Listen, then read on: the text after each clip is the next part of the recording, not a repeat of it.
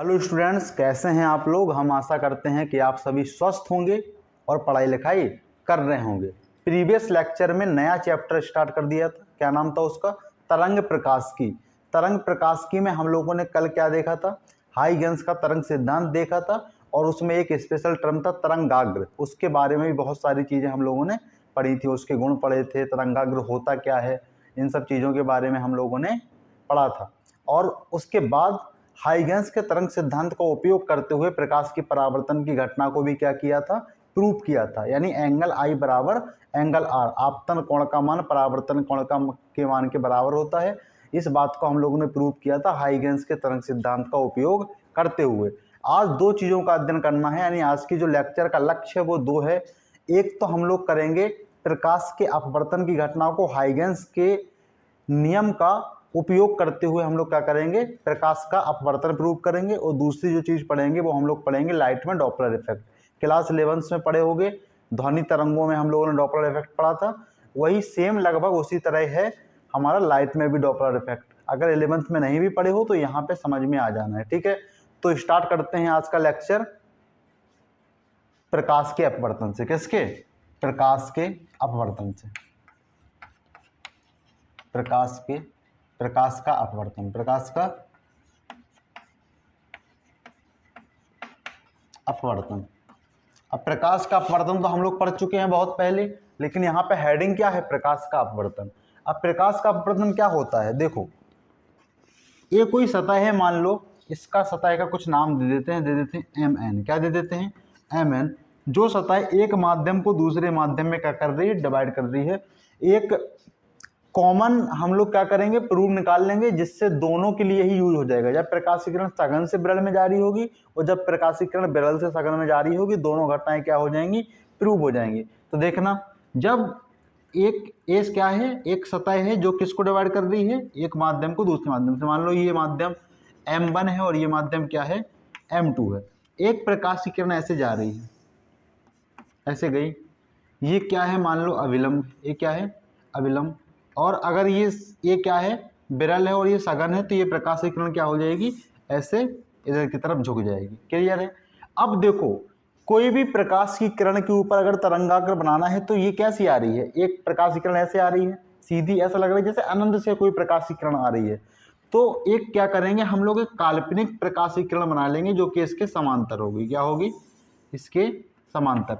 अब समझ में आ रहा है कि कोई क्या है? स्रोत अनंत पे रखा है जिससे समांतर दो प्रकाशीय किरणें आ रही हैं। इसके लिए तुम एक क्या करो? तरंगाग्र बनाओ। तो तरंगाग्र कैसा बनेगा? 90 डिग्री पे बनेगा। इस प्रकाशीय किरण के लिए भी, इसके लिए क्या हो जाएगा? 90 डिग्री पे तरंगाग्र बन गया। मान लो अगर ये पॉइंट ए है तो इसको बी, एक तरंगाग्र बना ए बी। क्या बना? A B. अब जब ये प्रकाशीय किरण क्या हो गई?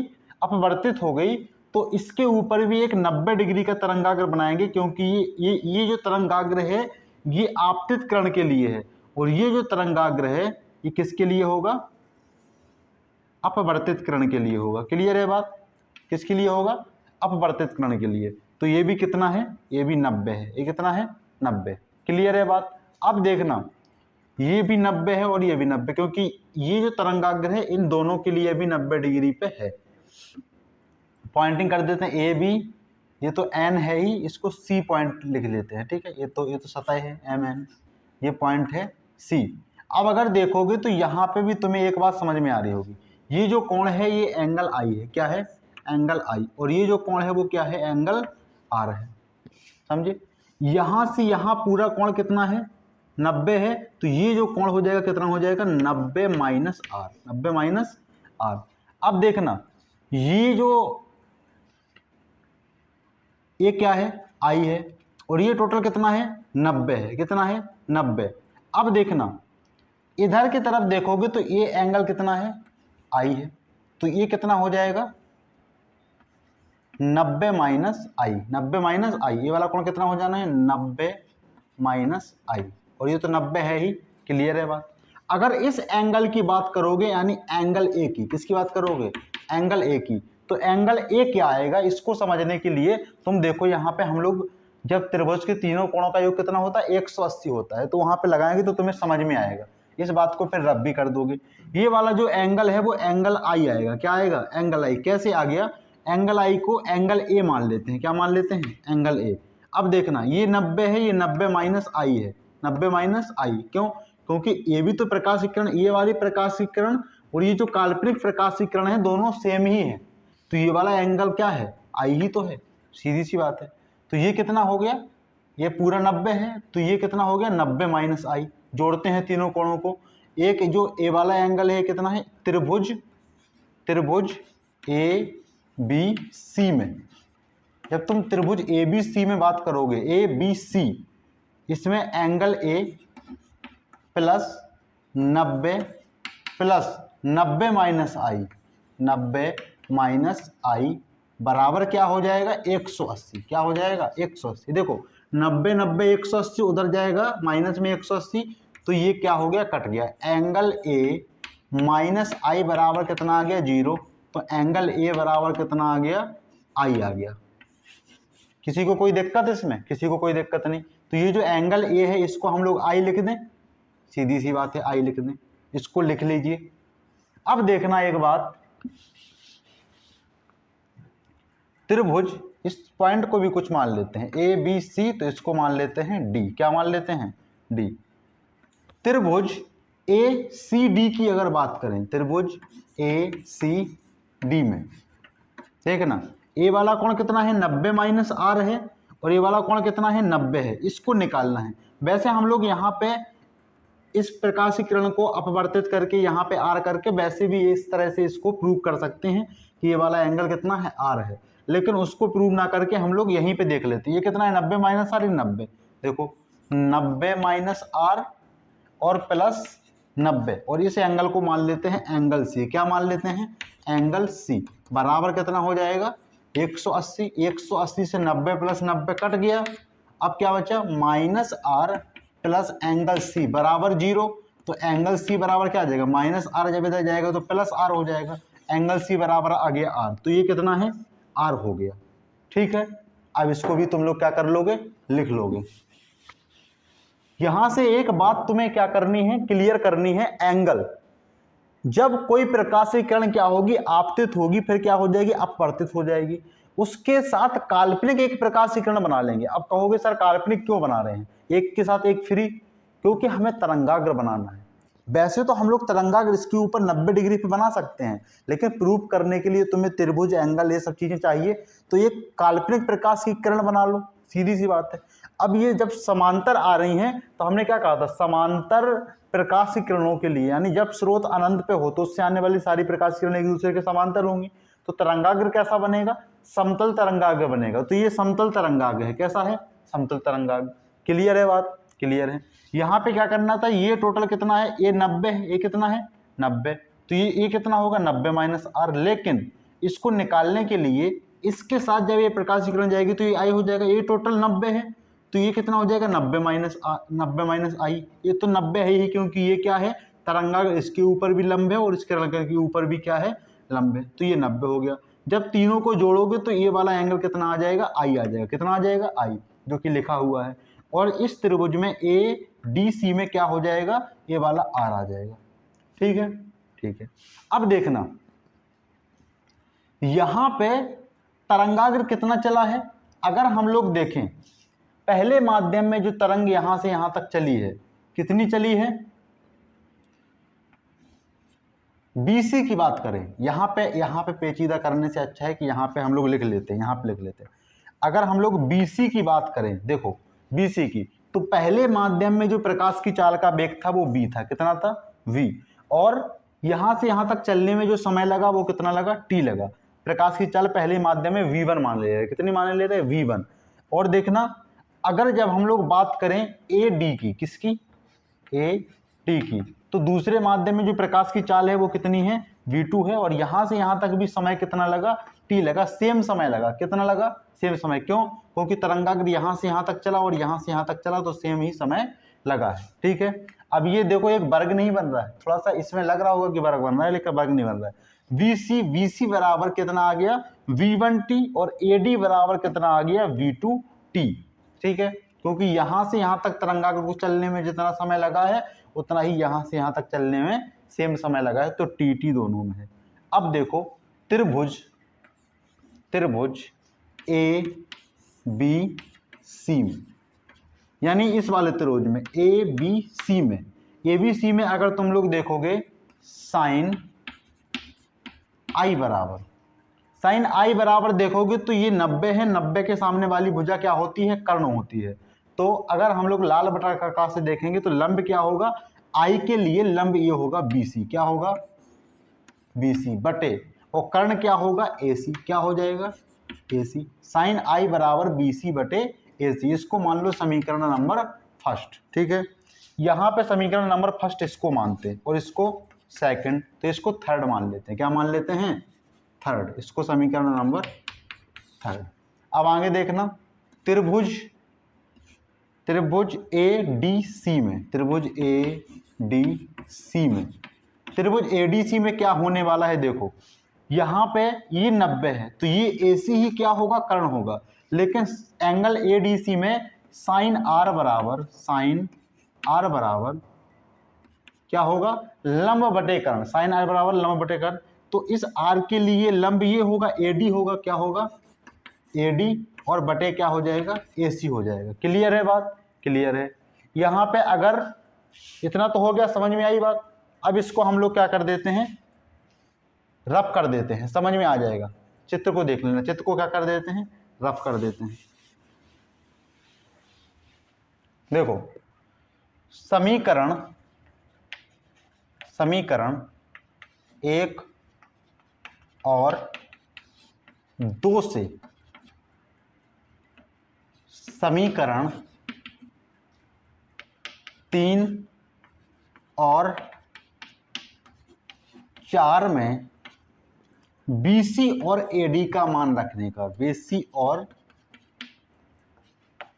AD का मान रखने पर, जब मान रखोगे तो क्या आ जाएगा, साइन आई बराबर, साइन आई बराबर BC का मान कितना है V1t, कितना है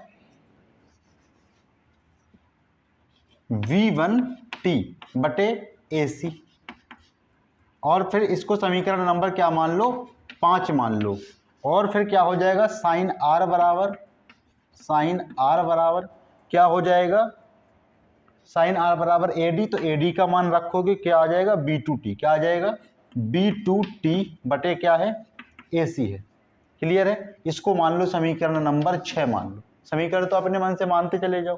अब देखो आसान है कैलकुलेशन, क्या है आसान, देखो इसको अब मिटा देते हैं, इसकी जरूरत नहीं है, लेकिन लिखते जाओगे स्टेप बाय, क्या करोगे कॉपी में नोट करते जाओगे। समीकरण जो लास्ट में समीकरण माने हैं, समीकरण 5 और 6 से, समीकरण 5 और 6 से देखोगे साइन आई बटे साइन आर, साइन आई बटे साइन आर बराबर क्या हो जाएगा, देखो V1t बटे AC, और बटे में करोगे V2t बटे AC, क्या हो जाएगा V1t बटे AC बटे V2t बटे AC। AC से AC क्या हुआ, कैंसिल हुआ, यहां से साइन आई बटे साइन आर बराबर क्या आ जाएगा V1t बटे V2t, टी से टी भी कैंसिल हुआ, कितना आ गया V1 बटे V2। यहां से प्रूफ क्या हुआ, साइन आई बटे साइन आर बराबर क्या हुआ V1 बटे V2। वैसे डायरेक्ट हम लोग जानते हैं कि N2 बटे N1 बराबर क्या होता है V1 बटे V2 होता है। इस बात को क्लियर समझो, N2 बटे N1 बराबर V1 बटे V2 होता है। लेकिन ये आया कहां से, इस कॉन्सेप्ट को हम लोग समझते हैं। ठीक है,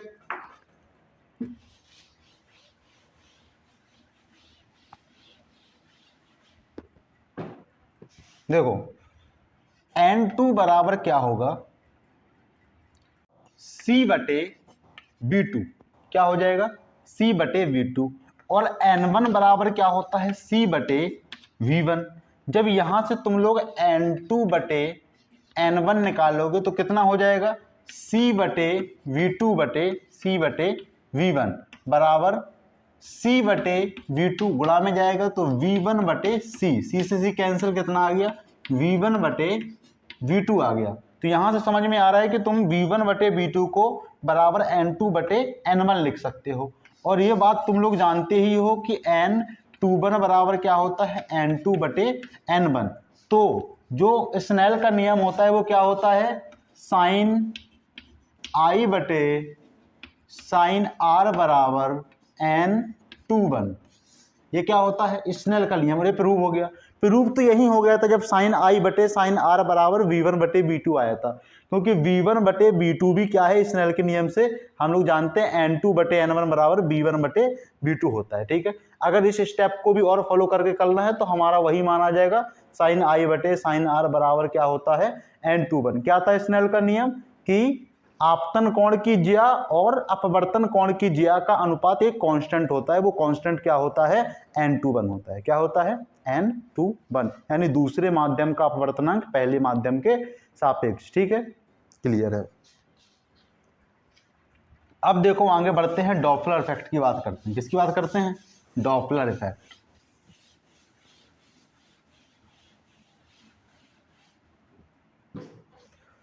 देखो क्या है, जब हम लोग देखते हैं, अगर हम लोग 11th में बात करें ध्वनि तरंगों की, तो ध्वनि तरंगों में क्या था कि जब जैसे कोई हॉर्न अगर दूर से सुनाई दे रहा है तो वो कुछ और ध्वनि उसकी सुनाई देगी, और पास आ जाता तो कुछ और ध्वनि उसकी सुनाई देती थी। हकीकत में वैसे ध्वनि में उसकी तीव्रता में कुछ परिवर्तन होना चाहिए, लेकिन हमें उसकी आवृत्ति में भी कुछ परिवर्तन होता दिखाई देता है, यानी कहें कि उसकी तरंग दैर्घ्य में भी कुछ परिवर्तन होता है। जब आवृत्ति बदलेगी तो तरंग दैर्घ्य तो अपने आप बदल जाएगी। इसी प्रकार लाइट्स में होता है। जब लाइट्स में प्रकाश स्रोत अगर दौड़ रहा है या प्रेक्षक दौड़ रहा है, जैसे समझो ये है कोई प्रकाश स्रोत जिससे प्रकाश निकल रहा है, जिससे क्या हो रहा है, प्रकाश निकल रहा है,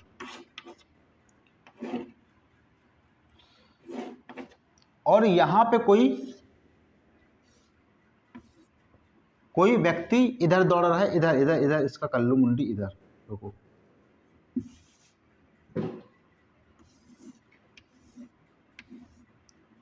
कोई व्यक्ति, मान लो ये कोई व्यक्ति ही है, वो डायग्राम, या ये प्रकाश स्रोत इसकी तरफ गति कर रहा हो, या ये इसकी तरफ गति कर रहा हो, या इससे दूर भाग रहा हो, या इससे दूर भाग रहा हो, या दोनों ही गति कर रहे हो पास के लिए, दोनों ही क्या कर रहे हो, दूर भाग रहे हो। तो इस बात को तुम्हें समझना पड़ेगा कि जब प्रकाश स्रोत इसके पास जा रहा है या इसके पास जा रहा है, यानी आपस में दूरी क्या कर रहे हैं, बदल रहे हैं।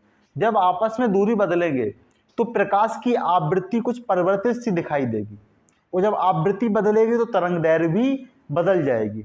जो ये इफेक्ट है, ये जो आभासी परिवर्तन दिखाई दे रहा है, हकीकत में तो वस्तु से जो प्रकाश निकल रहा है वो तो वही है, लेकिन जो एक दूसरे के सापेक्ष जो गति हो रही है, उस गति के कारण प्रकाश की आवृत्ति में कुछ परिवर्तन दिखाई देगा।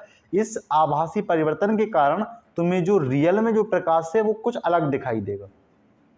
अब देखो समझो, जब तुम गति कर रहे होगे, किसी वस्तु से जो प्रकाश तुम्हारी आंखों तक पहुंच रहा है, उसकी आवृत्ति में क्या हो जाएगा, कुछ परिवर्तन हो जाएगा। आवृत्ति बदलेगी और तरंगदैर्घ्य बदलेगी, तो उसके रंग में कुछ तुम्हें उत्पन्न कुछ अलग क्या दिखाई देगा, अलग रंग दिखाई देगा। क्यों? जब आवृत्ति बदल रही है किसी प्रकाश की तो तरंगदैर्घ्य बदल रही है, और तरंगदैर्घ्य ही तो किसी के रंग का निर्धारण कर रहा है। तरंगदैर्घ्य क्या करता है, किसी भी प्रकाश के रंग का क्या करता है, निर्धारण करता है। तो तुम्हें कुछ अलग रंग दिखाई देगा। अब इतना ज़्यादा ही परिवर्तित नहीं हो जाएगा, बहुत दूर वस्तु होगी या बहुत तेज़ी से गति कर रही होगी तो थोड़ा सा कुछ अलग, थोड़ा सा डिफरेंस दिखाई देगा कलर में, यानी कहो कि थोड़ा धुंधला दिखाई देगा या थोड़ा साफ दिखाई देगा। ठीक है, तो क्लियर है बात। जब एक दूसरे के सापेक्ष प्रकाश स्रोत या प्रकाश का जो प्रेक्षक जो देख रहा है, एक दूसरे के सापेक्ष एक दूसरे की दूरी में परिवर्तन हो रहा है, गति करेंगे, या तो पास जाएंगे या तो दूर जाएंगे, या तो दोनों पास आएंगे या दोनों दूर जाएंगे, या तो एक दूर जाएगा या तो एक पास आएगा।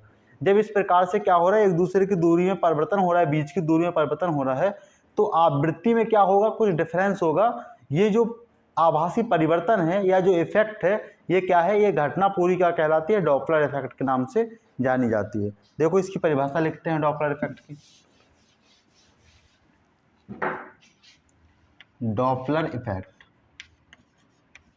डॉपलर प्रभाव।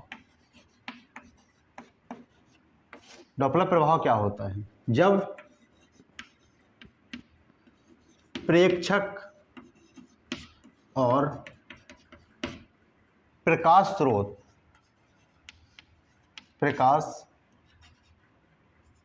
स्रोत एक दूसरे के सापेक्ष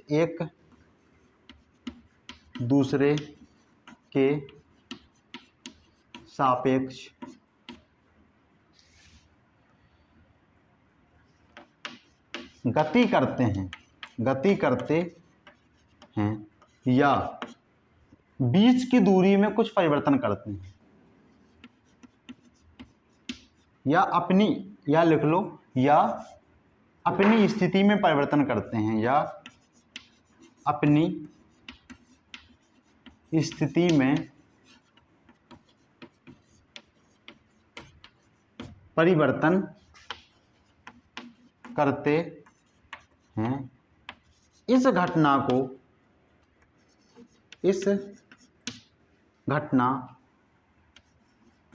के कारण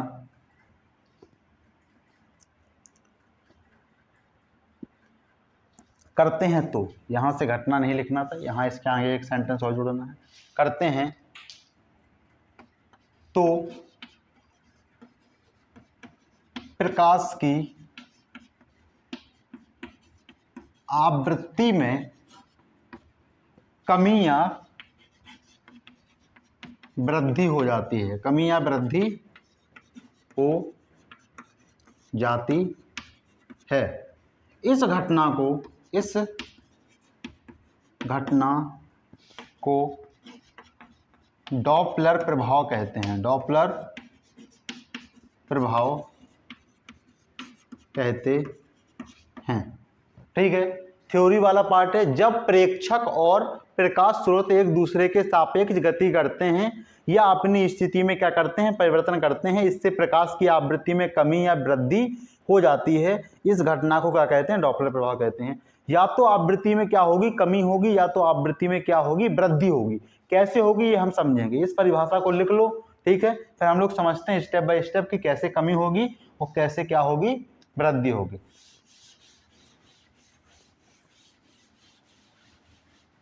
देखो, डालो नोट नंबर 1। जब प्रेक्षक और प्रकाश स्रोत के बीच की दूरी में क्या हो रही हो, वृद्धि हो रही हो। एक बात समझना, दो कंडीशन हो सकती हैं। ये है कोई क्या है, प्रेक्षक है, और ये क्या है, कोई प्रकाश स्रोत है जिससे प्रकाश निकल रहा है।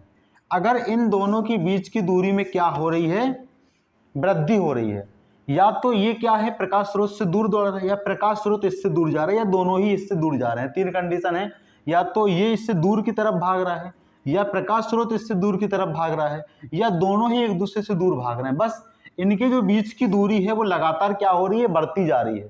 दोनों के बीच की दूरी क्या होती जा रही है, लगातार बढ़ती जा रही है। जब दोनों की दूरी लगातार बढ़ती जाएगी तो जो आवृत्ति है वो घटती जाएगी। तो क्या लिखोगे, जब प्रेक्षक और प्रकाश स्रोत के मध्य दूरी में क्या होता है, मध्य दूरी में वृद्धि होती है। जब प्रेक्षक और प्रकाश स्रोत के मध्य दूरी में वृद्धि होती है तो आवृत्ति में कमी होती है। क्या होती है, आवृत्ति में कमी होती है। क्लियर है, डायग्राम भी पुटअप कर लेना।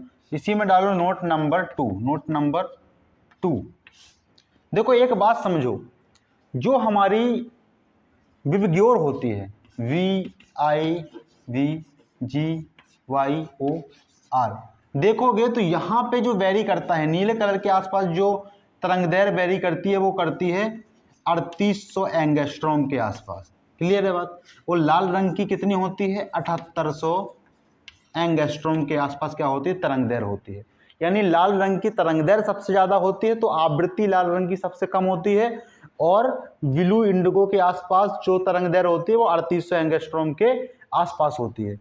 जब प्रेक्षक और प्रकाश के स्रोत की मध्य की दूरी में क्या हो रही है, वृद्धि हो रही है, तो आवृत्ति में क्या हो रही है, कमी हो रही है।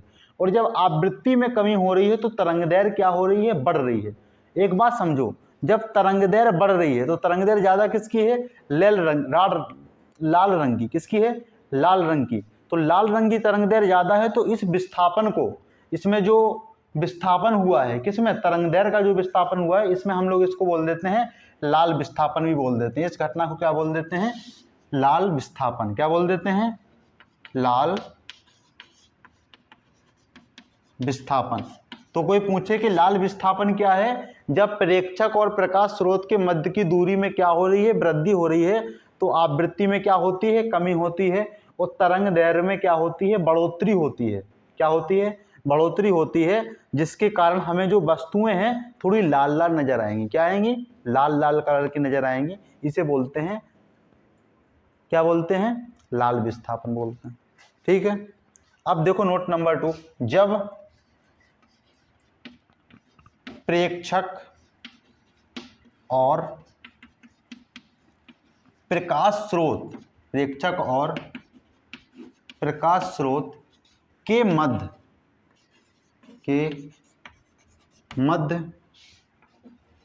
की दूरी में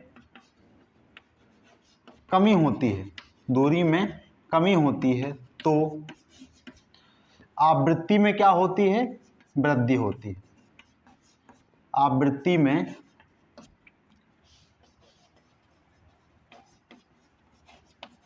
वृद्धि होती है।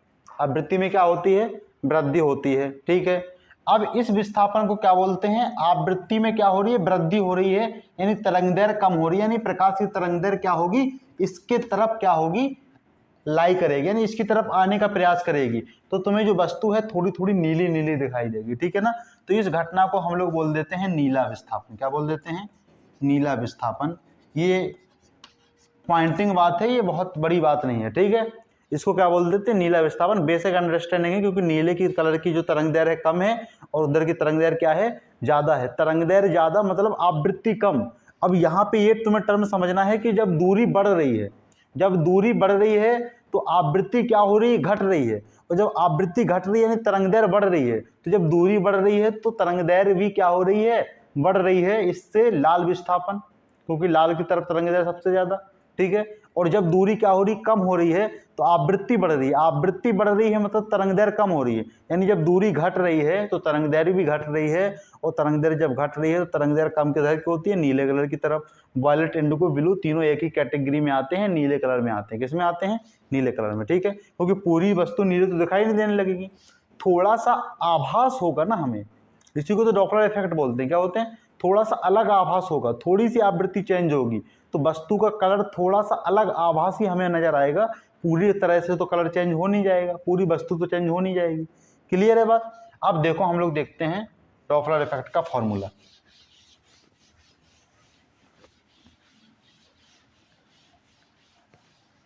डॉपलर इफेक्ट में जो आभासी तरंग दैर्घ्य यानी आभासी आवृत्ति है उसको हम लोग एफ मान ले रहे हैं। क्या मान ले रहे हैं, डेल्टा एफ। डेल्टा एफ बटे एफ, इसे बोलते हैं आवृत्ति में हुए भिन्नात्मक परिवर्तन। ये क्या है, आवृत्ति में हुआ भिन्नात्मक परिवर्तन। आवृत्ति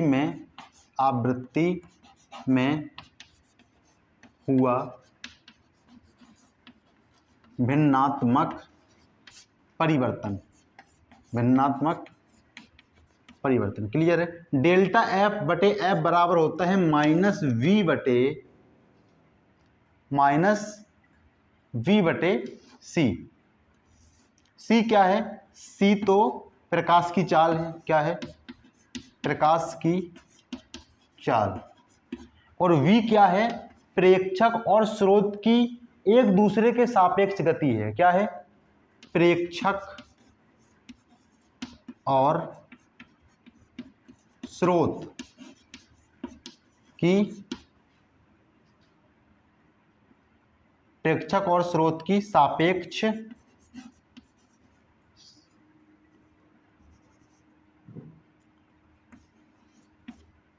स्रोत का सापेक्ष वेग लिख देते हैं, सही रहेगा। प्रेक्षक और स्रोत का सापेक्ष वेग, ठीक है। सी क्या है, प्रकाश की चाल है। डेल्टा एफ क्या है, आवृत्ति में हुआ परिवर्तन, आवृत्ति में हुआ आभासी परिवर्तन, क्या, आभासी परिवर्तन। और एफ क्या है, वास्तविक आवृत्ति, क्या है, वास्तविक आवृत्ति। समझ में आई बात। डेल्टा एफ बटे एफ बराबर माइनस वी बटे सी, ये क्या होता है, डॉपलर इफेक्ट का फॉर्मूला होता है। वी क्या है, जब प्रेक्षक और या प्रकाश स्रोत, प्रेक्षक या प्रकाश स्रोत या प्रेक्षक प्रकाश स्रोत दोनों बस क्या होनी चाहिए, आपस के बीच की दूरी क्या होनी चाहिए, चेंज होनी चाहिए। तो एक दूसरे के सापेक्ष जो वेग रहेगा वो क्या है, v है। और प्रकाश की जो चाल है वो c है, वो तो सीधी सीधी बात है, ठीक है। और डेल्टा एफ क्या है, आवृत्ति में हुआ परिवर्तन। डेल्टा एफ बटे एफ पूरा माना जाता है आवृत्ति में हुआ भिन्नात्मक परिवर्तन। डेल्टा एफ बटे एफ क्या है, आवृत्ति में हुआ भिन्नात्मक परिवर्तन। तो डॉपलर इफेक्ट भी क्या हुआ, समझ में आया, ठीक है। अब देखो एक बात है कि जो थ्योरी का पार्ट होता है वो थोड़ा सा पेचीदा टाइप का होता है, बोर्ड पे लिखने में भी क्या होती है, दिक्कत होती है, ठीक है ना। और जो हिंदी के जो शब्द हैं वो क्या होते हैं, थोड़े से टकराते हैं, जीभ से टकराते हैं, तो इसमें कोई बहुत बड़ी प्रॉब्लम नहीं। एक तुम्हें कहानी सुनाते हैं। एक बार क्या हुआ कि एक शेर था तो बूढ़ा हो गया, तो उसने सोचा कि अपना जो राज्य है वो किसी को दे दिया जाए। तो उसकी चाटुकारिता में एक बंदर रहता था, तो उसने सोचा कि ये विश्वास पात्र है, इसको राज्य दे देते हैं। तो एक क्या आई, कोई जानवर आया जंगल का, उसने कहा कि राजा साहब न्याय दो। तो शेर ने सोचा कि परीक्षा ली जाए बंदर की। तो उसने बोला कि चलो उसे न्याय दो, अगर तुमने सही न्याय दिया तो तुम्हें पूरे जंगल का राज्य सौंप दिया जाएगा। बंदर ने क्या की, बहुत उछल कूद की, पेड़ के ऊपर इधर से उधर उछला, उधर से उधर उछला, उधर से उधर उछला, और फिर आ गया। तो उस जानवर ने कहा इससे हमको न्याय तो हुआ नहीं। तो फिर वो बोला राजा साहब के सामने, अब बोला न्याय नहीं हुआ तो इससे हमारी क्या गलती है, लेकिन हमारे प्रयास में तो कोई कमी नहीं थी, हमने तो इतनी मेहनत की, इधर से उधर उछला। इससे राजा क्या हो गया, गुस्सा हो गया, उसने कोई राजवाज्य नहीं दिया। यहाँ पे तुम्हें ये समझना है कि प्रयास करना सब कुछ नहीं है, या मेहनत करना सब कुछ नहीं है। क्यों, क्योंकि मेहनत तुम कैसे कर रहे हो ये बहुत ज़्यादा निर्भर करेगा, और तुम मेहनत क्या कर रहे हो। तो तुम अगर देखोगे जिसके लिए तुम कैसे कर रहे हो और कैसे पढ़ रहे हो, तुम्हारा लक्ष्य क्या है, बोर्ड में अच्छे नंबर लाना, ये मेन लक्ष्य होना ही नहीं चाहिए। तुम्हारा लक्ष्य होना चाहिए कि तुम्हें जो तुम पढ़ रहे हो उसकी तुम्हारी थिंकिंग बढ़े, सोचने की क्षमता बढ़े, और तुम्हारा नॉलेज भी क्या हो, इंक्रीज हो। इस बात को दिमाग में रख करके पढ़ाई करोगे तो जीवन में क्या होगी, सफलता मिलेगी। तो उसके लिए तुम्हें जरूरी है कि तुम कैसे पढ़ रहे हो और क्या पढ़ रहे हो। इसके लिए तुम्हें सिलेक्शन होगा, जो जिससे तुम पढ़ रहे हो वो कैसा पढ़ा रहा है। क्लियर है ना बात। तो ये सिलेक्शन बहुत ज़्यादा ज़रूरी है। और पढ़ाने का तरीका क्या होता है, यहाँ पे बेस्ट मिलता है। अगर कोई टीचर जिसकी पढ़ाने की इच्छा नहीं होती है तो उससे फिर यहाँ पे नहीं पढ़वाया जाता है। अभी देखे हो गए 2-3 टीचर आए और फिर वो क्या हो गए, चले गए। ये यही था कि उनका इच्छा तो होती नहीं थी, आते थे, पढ़ाते थे, चले जाते थे। तो बेमन से कभी भी कोई टीचर अगर आपको पढ़ा रहा है तो वो अच्छा कभी पढ़ा ही नहीं पाएगा। एकदम दिल से पढ़ाना होता है, ठीक है, लग के पढ़ाना होता है। और इतनी ज़्यादा कॉमेडी हम कर नहीं पाते हैं पढ़ाने में, क्योंकि पढ़ाने में क्या है, सीरियसनेस बहुत ज़रूरी है, हमारा ऐसा मानना है। अगर सामने हो गए तो थोड़ी बहुत बातचीत हो भी सकती है, लेकिन यहाँ पे ऑनलाइन कैमरे के सामने क्या हो सकती है, बहुत ज़्यादा कॉमेडी वगैरह नहीं हो सकती। तो इस स्टोरी से हम लोग यही समझे कि मेहनत करो, सही दिशा में मेहनत करो, फालतू की मेहनत ना करो, ठीक है। क्लियर है बात। तो हम लोग चलते हैं, आज का लेक्चर यहीं पे समाप्त करते हैं, मिलते हैं अगले लेक्चर में, तब तक के लिए ओके बाय।